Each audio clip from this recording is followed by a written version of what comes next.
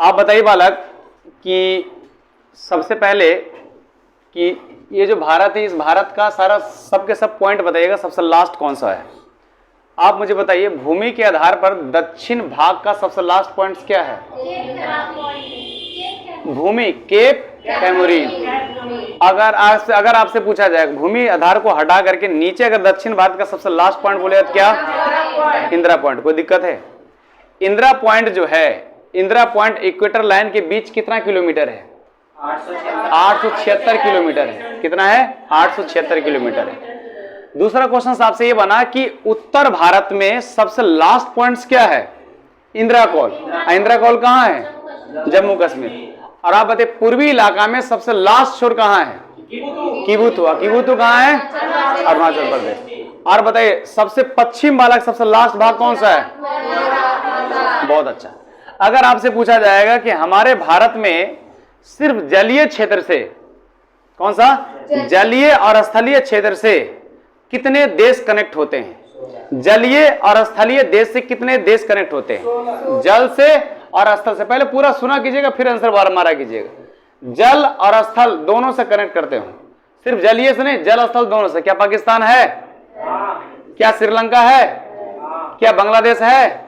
क्या म्यांमार है? तो ऐसे ऐसे कितने कंट्री हैं? 3 कंट्री। श्रीलंका क्यों लेंगे भाई? वो तो पानी से ना भाई। कौन सा? पहला कौन सा हो गया? पाकिस्तान। दूसरा कौन सा हो गया? बांग्लादेश। तीसरा कौन सा हो गया? म्यांमार। कोई दिक्कत? और अगर आपसे पूछा जाएगा जलीय भाग से कनेक्ट होने वाले कितने राज्य हैं, तो बालक कौन सा हो गया आपका? पाकिस्तान। दूसरा आपका मालदीव। तीसरा आपका कौन सा? श्रीलंका। चौथा आपका कौन सा हो गया? बांग्लादेश। पांचवा कौन सा हो गया? म्यांमार। छठा कौन सा हो गया? थाईलैंड। सातवां कौन सा हो गया आपका? इंडोनेशिया। यहां तो कोई दिक्कत है? नहीं दिक्कत है। अब अगर क्वेश्चन आपका यह बनता है कि अगर मान के चलो कि हमारे देश में अगर अक्षांशीय की बात करते हैं, किसकी बात करते हैं? अक्षांशीय की बात करते हैं, तो हमारे देश में अक्षांशीय और देशांतर दोनों है। तो पहले उस दोनों में से सबसे पहले अक्षांशीय की बात करते हैं। जो सबसे लास्ट में जो कन्याकुमारी में है, तो कन्याकुमारी में जिसको बोलते हैं केप कैमोरीन, वो कितना डिग्री कितना मिनट है? 8 डिग्री 4 मिनट। कोई दिक्कत है? और बालक सबसे लास्ट जो इंदिरा कॉल है उसमें कितना है?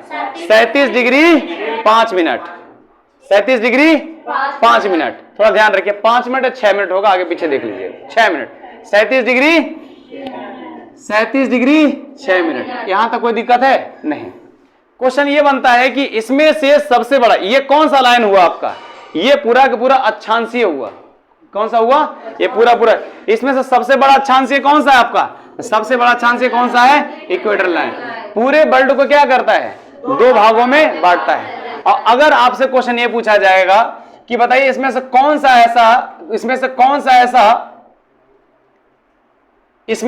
सा ऐसा बालक 2 ट्रॉपिक है, जो बालक या कौन सा ऐसा 2 रेखा है जिसमें भारत के 2 कटिबंध उसमें समाते हैं, तो बालक कौन सा? ट्रॉपिक ऑफ कैंसर और ट्रॉपिक ऑफ कैप्रिकॉर्न।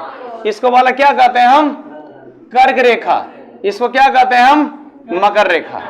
अगर आपसे क्वेश्चन ये पूछ दिया जाए कि कर्क रेखा पर अगर सीधी सूर्य की सीधा रोशनी पड़ता है तो वो समय कैसा होता है? गर्मी होता है या ठंडा होता है? गर्मी होता है। अगर गर्मी होता है तो उत्तरी गोलार्ध में सबसे बड़ा दिन कौन सा दिन? 21 जून। कौन सा जून? 21 जून। और अगर मान के चलो 23.5 डिग्री ट्रॉपिक ऑफ कैंसर और 23.5 डिग्री ट्रॉपिक ऑफ कैप्रिकॉर्न, ये दोनों के बीच में कौन है बालक? भारत है। और अगर मान के चलो सूर्य की रोशनी अगर डायरेक्ट इस पर पड़ती है तो बालक क्या हो जाता है? सर्द हो जाता है। तो सर्द के समय दक्षिणी गोलार्ध का सबसे बड़ा दिन कौन सा होता है? कौन सा हो गया? 22 दिसंबर। अब भाई साहब अगर दक्षिणी गोलार्ध का सबसे बड़ा दिन 22 दिसंबर होगा तो यही दिन उत्तरी गोलार्ध का क्या हो जाएगा? सबसे छोटा दिन होगा।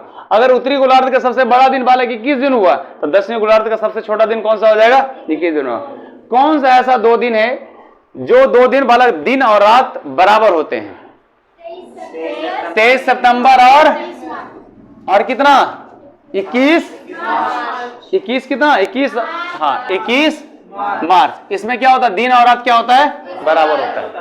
अब क्वेश्चन ये उठता है, चलो ठीक है सर, ये चीज तो समझ में आ गया कि अगर मान के चलो इक्वेटर लाइन, अगर आपसे पूछा जाएगा अगर ये इक्वेटर लाइन है, इसके ये जो दक्षिणी भाग है ये दक्षिणी भाग में कैसा कटिबंधीय होगा?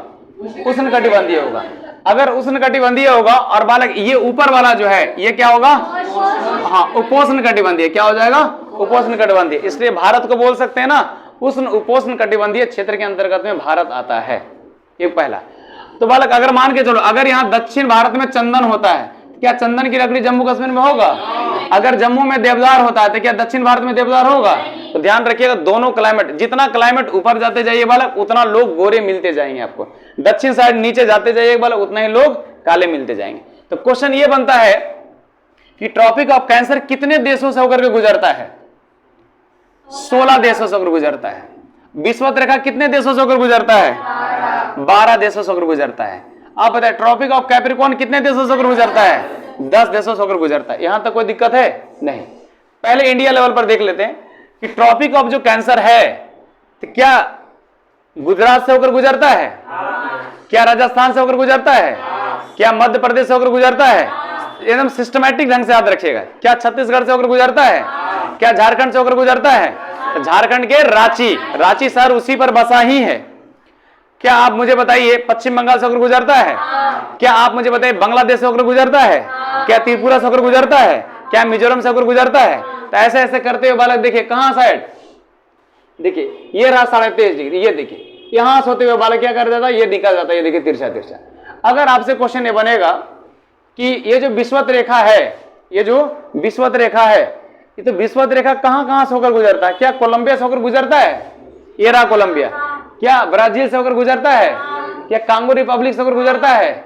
युगांडा, केनिया, सोमालिया, और हमारे देश के अगल बगल कौन सा?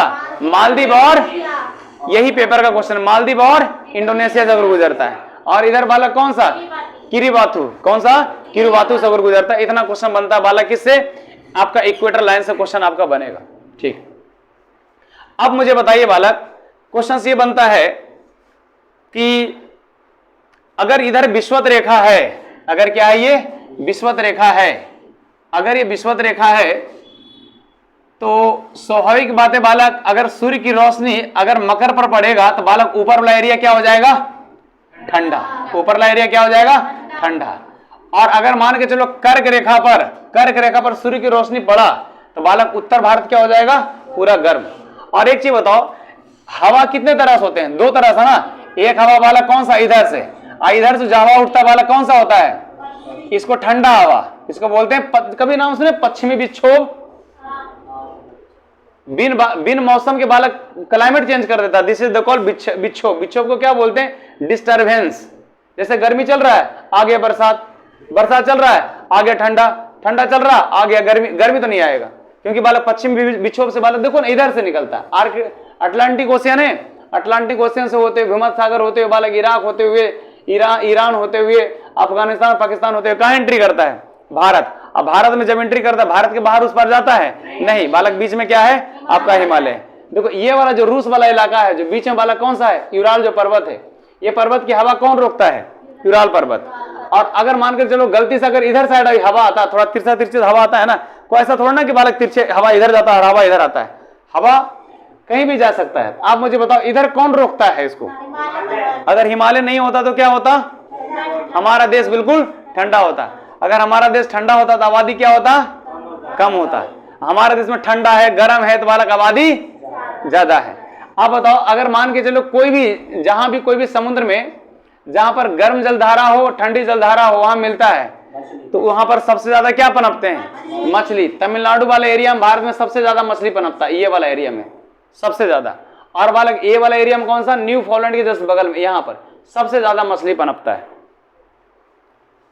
चीन मछली, पूरे वर्ल्ड में सबसे ज्यादा मछली कौन पकड़ता है? चीन सबसे ज्यादा मछली पकड़ता है। उसका अपना एरिया नहीं है, फिर दूसरा एरिया जाकर के देखते हैं। यहाँ कभी देखिएगा, जब आप जाइएगा, यहाँ ओमान हुआ और आपका इसी में एक क्या उसको बोलते हैं, चरवाहा बंदरगाह है। उसी बंदरगाह पर जाकर देखते हैं, इसके बीच से होकर के जाकर यहाँ मछली मारता है। इसका करंट अफेयर पढ़िएगा जाकर के, तो आपको समझ में आएगा कि वहाँ के बहुत सारे लोग बालक क्या किया, वहाँ के जैसे मान के चलो तमिलनाडु के जो लोग हैं, वो उसका मुख्य पेशा क्या? मछली मार के खाना। अब इधर जो है बालक, इधर जो ईरान वाला है, उधर का मुख्य पेशा मछली मार के खाना। अब वो आता है बड़ा बड़ा मच्छी, बड़ा बड़ा क्या लेकर के?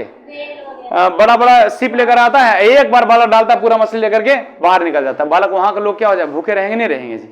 इसलिए बालक पूरा जांच पर ये हुआ था, पूरा बोल सकते हैं हड़ताल वगैरह चला था, थोड़ा सा ध्यान रखिएगा। अच्छा, आर्कटिक ओशियन से अगर ऊपर जाएंगे तो बालक क्या होगा, वो ठंडा, और अंटार्कटिक ओशियन से नीचे जाएंगे बालक क्या हो जाएगा, ठंडा। यानी कि बढ़िया जो क्लाइमेट है बालक किन दोनों के बीच में है, इसी दोनों के बीच में है, थोड़ा ध्यान रखिए। इससे ज्यादा पॉइंट्स तो और नहीं था ना।